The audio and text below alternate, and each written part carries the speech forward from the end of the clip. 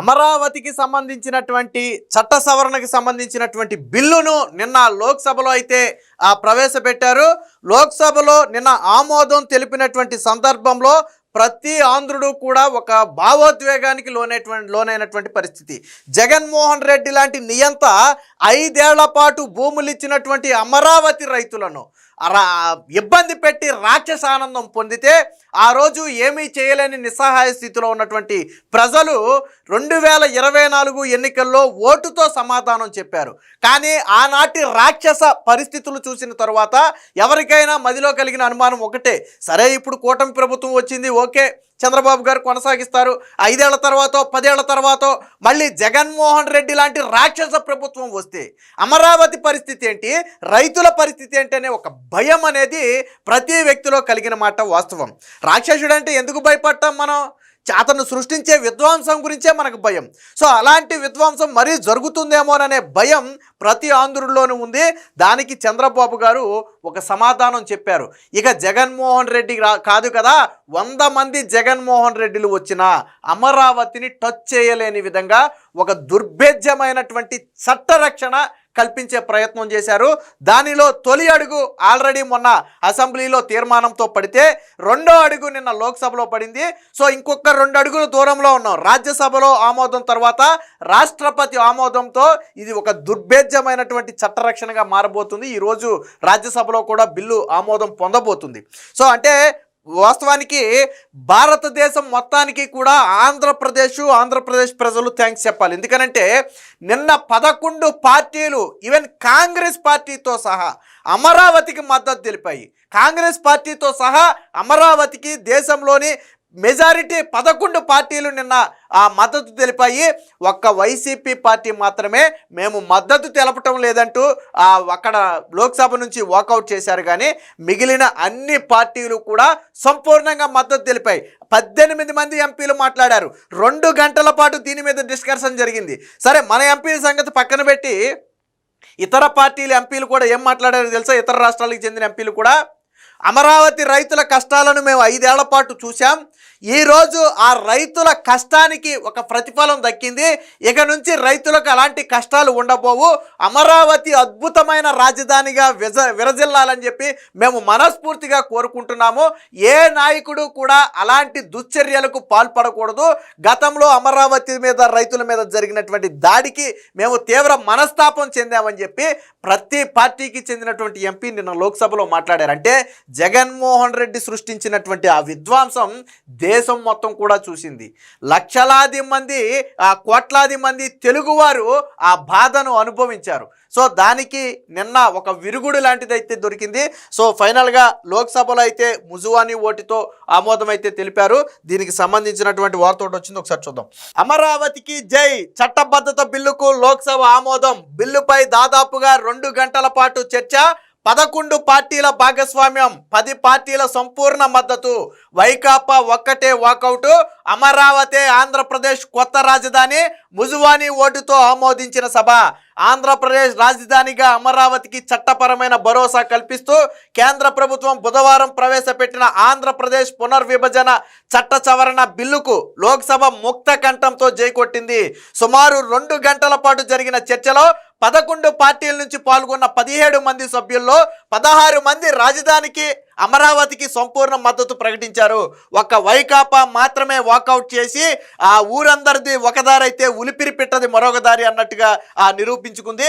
రైతుల త్యాగం చేసిన 33,000 ఎకరాల భూముల్లో పురుడు పోసుకున్న అమరావతికి వ్యతిరేకంగా 2019-24 మధ్యలో వైకాపా పాలకులు తీసుకున్న నిర్ణయాల నేపథ్యంలో అమరావతి రాజధానిగా స్థిరపరిచేందుకు కేంద్ర హోంశాఖ తీసుకొచ్చిన ఆంధ్రప్రదేశ్ పునర్విభజన చట్ట సవరణ బిల్లును హోంశాఖ సహాయ మంత్రి నిత్యానంద రాయ్ 12 గంటల 6 నిమిషాలకు ప్రవేశపెట్టారు. స్పీకర్ ఓం బిర్లా చర్చకు పచ్చజెండా ఊపారు. చర్చ సమయాన్ని గంటకు పరిమితం చేద్దామా అని ఆయన ప్రతిపాదించారు. 2 గంటల పాటు కొనసాగించాలని సభ్యులు కోరటంతో అందుకు అంగీకరించారు. ప్రధాన ప్రతిపక్షం నుంచి కాంగ్రెస్ సభ్యుడు ఠాగూర్తో మొదలైనటువంటి చర్చ ఏపీ నుంచి పెమ్మసాని చంద్రశేఖర్, సీఎం రమేష్, మిథున్ రెడ్డి, దగ్గుబాటి పురంధేశ్వరి, వల్లభనేని బాలశౌరి, కలిశెట్టి అప్పలనాయుడుతో పాటు తెలంగాణ నుంచి కిషన్ రెడ్డి, రెడ్డి, కాంగ్రెస్ సభ్యులు రామసహాయం, రఘురామ్ రెడ్డి, అలాగే వంశీకృష్ణ, మల్లు రవి తదితరులందరూ కూడా మాట్లాడారు. సో రైతుల త్యాగాలకు రాష్ట్రాభివృద్ధికి కేంద్రం కట్టుబడి ఉందన్న భరోసా. ఎందుకనంటే అందుకనే నేను చెప్పా, ఏపీ మొత్తం కూడా దేశానికి థ్యాంక్స్ ఎందుకు చెప్పాలి అంటే ఈరోజు ఆంధ్రప్రదేశ్కి దేశం అండగా నిలబడింది. జగన్ లాంటి ఒక నియంత సృష్టించినటువంటి విధ్వంసానికి చెక్ పెట్టాలి అని ఆంధ్రప్రదేశ్ ప్రభుత్వం తీసుకున్నటువంటి నిర్ణయానికి, చంద్రబాబు గారు తీసుకున్నటువంటి ఈ నిర్ణయానికి ఏకగ్రీవంగా దేశం మొత్తం కూడా మద్దతుగా నిలిచింది. చంద్రబాబు గారిని ఇక్కడే మెచ్చుకోవాలి. చంద్రబాబు గారిని రాజకీయ చాణక్యుడు అని ఎందుకంటారో తెలుసా? ఈరోజు జగన్మోహన్ రెడ్డి లాంటి నియంతను ఏకాకిని చేసి దేశం మొత్తాన్ని ఏకతాటి మీదకి తెచ్చినటువంటి వ్యక్తి చంద్రబాబు గారు. ఎవరు అవునన్నా కాదన్నా అది నిజం. చంద్రబాబు గారికి కేంద్రంతో ఉన్న సన్నిహిత్యాన్ని ఉపయోగించుకుని ఆల్రెడీ బీజేపీకి యాంటీగా ఉన్నటువంటి పార్టీలను, కాంగ్రెస్ పార్టీని సైతం అమరావతికి అనుకూలంగా మలిచారు అంటే అది చంద్రబాబు గారి రాజకీయ చాణక్యత. జగన్మోహన్ రెడ్డి లాంటి వ్యక్తిని ఎక్కడ ఎలా అణగదొక్కాలో చంద్రబాబు గారికి బాగా తెలుసు.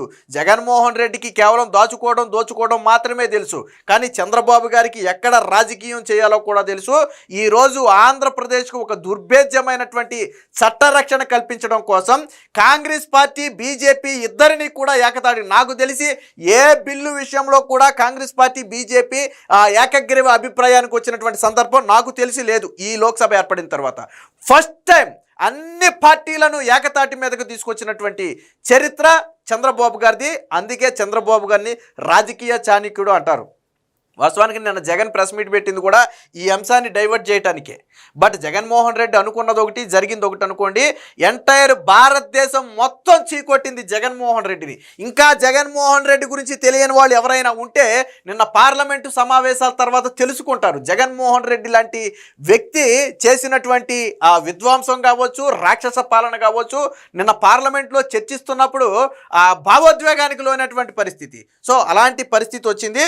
సో మొత్తంగా చంద్రబాబు గారి రాజకీయ చాణక్యతతో ఈరోజు అమరావతికి అయితే ఒక దుర్భేద్యమైనటువంటి చట్టరక్షణ కల్పించారు. దీనికి సంబంధించిన మరొక వార్త కూడా చూద్దాం. ఆ తల్లుల కన్నీళ్లే ఈ చట్టానికి పునాది. లోక్సభలో పెమ్మసాని చంద్రశేఖర్. వాస్తవానికి అది వాస్తవం.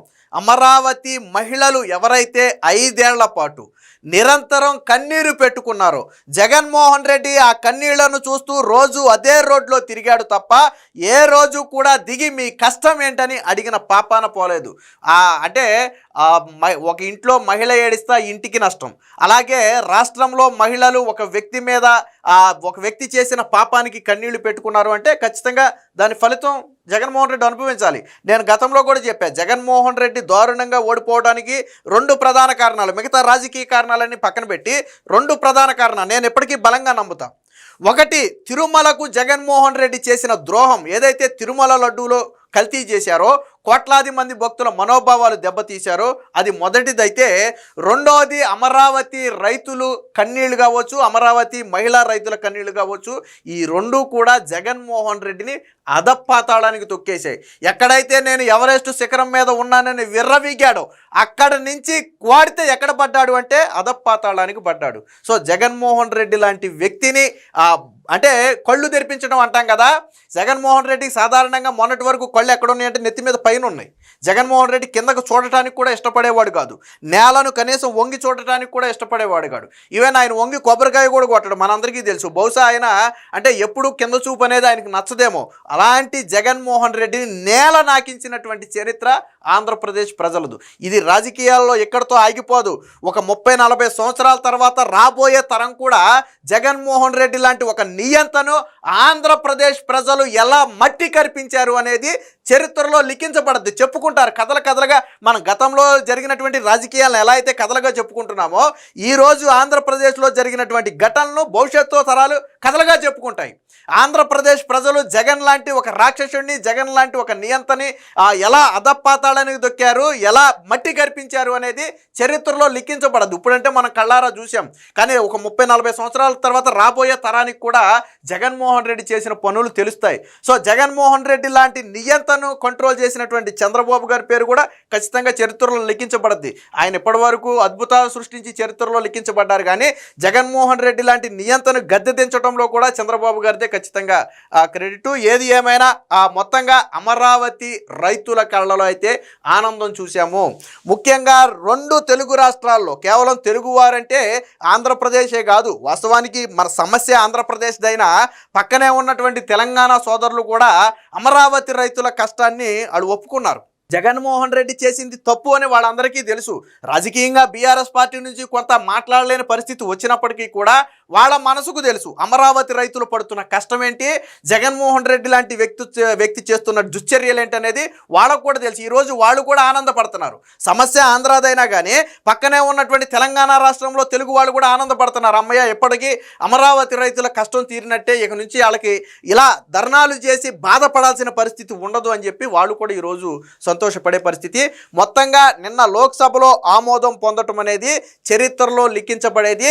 ఇంకొక 2 ఘట్టాలు ఉన్నాయి. అటు రాజ్యసభలో ఆమోదంతో పాటు రాష్ట్రపతి ఆమోదం మాత్రమే మిగిలి ఉంది.